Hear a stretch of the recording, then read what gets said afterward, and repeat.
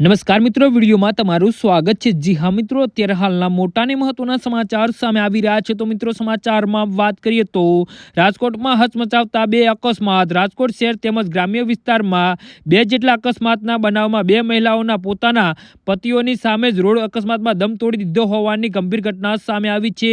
પ્રથમ બનાવની વાત કરીએ તો 63 વર્ષીય ઇન્દુ મારા નામની પ્રણીતાએ પોતાના પતિ પ્રાયંકજી મારુ સાથે કોઠારિયા રિંગ રોડ પર ગોંડલ ચોકડીથી હુડકો ચોકડી તરફ હાઈવે પર બોલબાલા માર્ગના ખૂણા પાસે પગપાળા રોડ ક્રોસ કરી રહ્યા હતા। આ અકસ્માતની વિગતો મુજબ એક સ્કોર્પિયો કારના ચાલક દ્વારા ઇન્દુ મારુને હડબેઠે લેતા તેમના માથા સહિતના ભાગે ગંભીર ઇજાઓ પહોંચી હતી। બાદમાં તેમને 108 મારફતે સારવાર અર્થે સિવિલ હોસ્પિટલ ખાતે ખસેડવામાં આવતા ફરજ પરના તબીબે રાત્રિના 7:45 વાગ્યા આસપાસ ઇન્દુ મારુને મૃત જાહેર કર્યા હતા। ત્યારે બનાવ સંદર્ભે તેમના પતિ પ્રાયંકજી મારુ દ્વારા કાર ચાલક વિરુદ્ધ આજી ડેમ પોલીસ સ્ટેશનમાં ફરિયાદ નોંધવામાં આવી હતી। બીએનએસની કલમ 106 તેમજ મોટર વ્હીકલ એક્ટ અંતર્ગત ગુનો નોંધી તપાસ હાથ ધરી છે।